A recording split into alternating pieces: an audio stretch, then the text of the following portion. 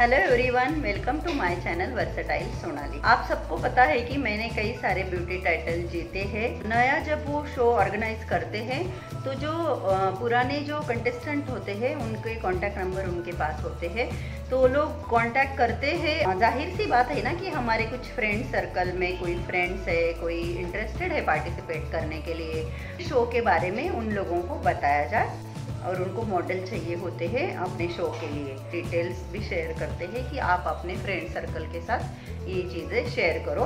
तो जब मैं अपने फ्रेंड्स के साथ व्हाट्सएप ग्रुप पे या एफबी पे ये सारी चीज़ें शेयर करती हूँ कि ऐसा ऐसा शो है, शो की डिटेल जो भी है जहाँ भी है, तो बहुत सारी ईमेल्स मेरी फ्रेंड्स है जिनके मुझे इस तरह के सवाल आए हैं बहुत कॉमनली कि मुझे इंग्लिश नहीं आती, तो क्या मैं पार्टिसिपेट कर सकती हूँ। शो में पार्टिसिपेट करने के लिए इंग्लिश आना ज़रूरी है।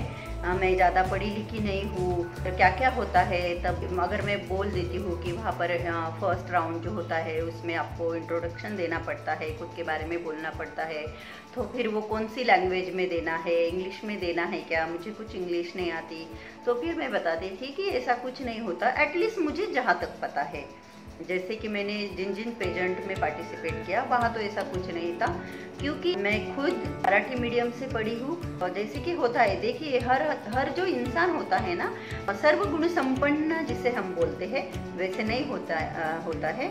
हर एक की कुछ ना कुछ कमजोरी होती है, हर एक में कुछ ना कुछ माइनस पॉइंट होते हैं, या ऐसी कुछ चीज़ें होती है हमसे नहीं होती, हम नहीं कर सकते। वैसे ही कुछ लोगों को इंग्लिश से बहुत ज़्यादा प्रॉब्लम होती है, उनमें से ही एक मैं हूँ, ये भी बोल सकते हैं। क्योंकि मैंने स्पोकन इंग्लिश क्लास किया, मुझे इंग्लिश समझ में भी आती है, मैं बोल भी सकती हूँ, बट मैं इंग्लिश को लेकर कॉन्फिडेंट नहीं हूँ। मुझे हमेशा ये डर लगा रहता है अगर मैंने कुछ गलत बोल दिया तो। और मेरा बेटा इंजीनियरिंग कर रहा है और मेरी डॉटर ने भी 10th कंप्लीट किया है, तो वो लोग तो इंग्लिश ही बोलते हैं फ्लुएंटली इंग्लिश, और मैं इंग्लिश को लेकर कॉन्फिडेंट नहीं हूँ। मुझे हमेशा फील होता है अंदर से कि कहीं मैं कुछ गलत ना बोल दूँ, मैं कुछ ग्रामेटिकल मिस्टेक तो नहीं कर दूँगी, ऐसा हमेशा डर लगा रहता है। इसलिए मैं ज़्यादा कोशिश नहीं करती। एक्चुअली मैं गलत हूँ, हम कोशिश कर करके ही सीखते हैं। और इंग्लिश एक लैंग्वेज है, कई सारे लोग होते हैं उनको कई सारी लैंग्वेज आती है, और नई नई लैंग्वेज सीखना बहुत अच्छी चीज़ है। और आजकल तो कितना इजी हो गया है इंग्लिश सीखना वगैरह, वीडियो देखकर इंग्लिश सीख सकते हैं, हमारी इंग्लिश को और ज़्यादा इम्प्रूव कर सकते हैं। कई सारे हमें ऐसा होता है कि हम प्रोनाउंसिएशन जो है वो ठीक से नहीं कर पाते, तो उसके लिए भी क्या क्या एक्टिविटी करनी चाहिए, वो सारी चीज़ें मौजूद है यूट्यूब पर। और डेफिनेटली सीखनी चाहिए कि देखिए आजकल तो ऐसा हो गया है, जहाँ पर भी चले जाओ आपको इंग्लिश ही इंग्लिश है, इंग्लिश का सामना तो करना ही पड़ेगा। कोई भी फील्ड हो, आप कहीं भी जाओ, आजकल सब जगह लोग इंग्लिश में बात करते हैं। यही मानती हूँ कि जैसे हर इंसान में कुछ ना कुछ कमी होती है, वैसे मेरी कमजोरी, मुझ में जो कमी है वो ये है कि मैं इंग्लिश को लेकर बहुत कॉन्फिडेंट नहीं हूँ। तो जब मैंने मिसेस इंडिया इंटरनेशनल में पार्टिसिपेट किया था और उससे पहले जब ट्रेनिंग होती है, तब हमें बताया गया था आपको जिस भी लैंग्वेज में इंट्रोडक्शन देना है आप दे सकते हो, ऐसा कोई कंपल्शन नहीं है कि आपको इंग्लिश में ही आपको इंट्रोडक्शन देना है। ऐसा होता भी नहीं है। जिस शो में मैंने पार्टिसिपेट किया था वहाँ तो ऐसे ही था कि आप जिस लैंग्वेज में कंफर्टेबल हो आप उस लैंग्वेज में अपना खुद का इंट्रोडक्शन दे सकते हो। क्योंकि ज़रूरी होता है, आप इंट्रोडक्शन दे रहे हो तो आप कितने कॉन्फिडेंटली बोलते हो, ज़रूरी नहीं कि आप कौन सी लैंग्वेज में बोल रहे हो। उस वक्त ऐसा होता है जब आपको देखती है, आप फर्स्ट टाइम खुद के बारे में इंट्रोडक्शन देते हो, उसके बाद और भी राउंड होते हैं। तो फर्स्ट राउंड जो ट्रेडिशनल राउंड होता था और वहाँ हमें खुद के बारे में इंट्रोडक्शन देना होता था, तो हमें पहले ही बताया गया था कि आप जिस लैंग्वेज में कंफर्टेबल हो उस लैंग्वेज में आप इंट्रोडक्शन दे सकते हो। 40 कंटेस्टेंट थे आई थिंक, हाँ, और एज वाइज कैटेगरी की थी उन्होंने, रेगुलर और क्लासिक, ऐसी 2 कैटेगरीज थी। तो 40 में आई थिंक 4 ही ऐसे मेंबर होंगे मुझे पकड़ के कि जिन्होंने हिंदी में अपना इंट्रोडक्शन दिया, तो उनमें से ही मैं थी एक। लेकिन मैं आज आपको बताना चाहती हूँ मेरे इंट्रोडक्शन पर इतनी तालियां बजी, और वो भी कहा थाईलैंड में। मैंने अपना इंट्रोडक्शन जो है वो हिंदी में दिया था, और जैसे ही हमारा फर्स्ट रैंप वॉक जो है वो ख़त्म हो गया और जो मेरे को कंटेस्टेंट थे उन्होंने मुझे बोला, जैसे हम लोग स्टेज हमने छोड़ा और हम चेंज करने के लिए गए और जब तक हम चेंज करके सेकेंड राउंड के लिए आते हैं तब तक कोई और एक्टिविटी स्टेज पर होती थी। आप टॉप 3 में फाइनल हो। मैंने बोला अरे ऐसे कैसे? आप बोले कि किसी के भी इंट्रोडक्शन में इतनी तालियां नहीं बजी जितनी आपके इंट्रो पे बजी, और ये सच है। मैं विनर नहीं हुई, मुझे सब टाइटल मिला डिवोटेड का, लेकिन मेरे इंट्रो पे जितनी तालियां बजी ना उतने किसी के भी इंट्रो पे नहीं बजी। ये बात बिल्कुल भी सच है। जो मेरी फ्रेंड है जो मेरे साथ शो में थी, अगर वो मेरे वीडियो होती होंगी उनको भी पता है ये चीज़।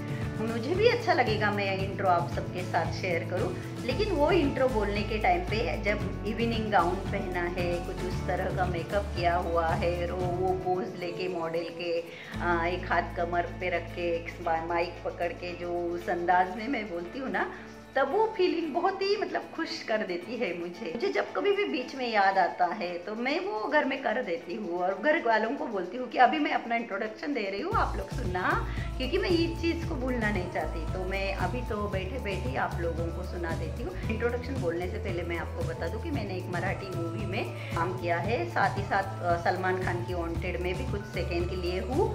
भले ही डायलॉग नहीं है बट मैं दिख रही हूँ, तो मतलब एक्टर खुद को कह सकती हूँ, तो मेरे इंट्रो में वो है, इसलिए पहले आपको क्लियर कर रही हूँ। नासिक के पास में मेरा गाँव है सिन्नर। अंगूर जो है ग्रेप्स, वो नासिक का फेमस। तो मेरा इंट्रोडक्शन में ये सारी चीज़ें इंक्लूड है। तो अब सुनिए आप मेरा इंट्रोडक्शन।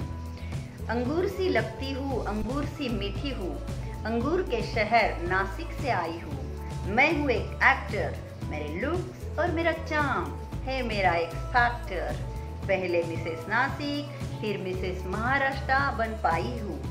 एक अच्छी माँ और प्यारी बीवी अब तक कहलाई हूँ। जिंदगी का ये पल भी खूबसूरती से जीने milestone Mrs India international I हूँ। मेरा ये मानना है मंजिल तो मिल ही जाएगी, भटक के ही सही। गुमराह तो वो लोग हैं जो घर से निकले ही नहीं।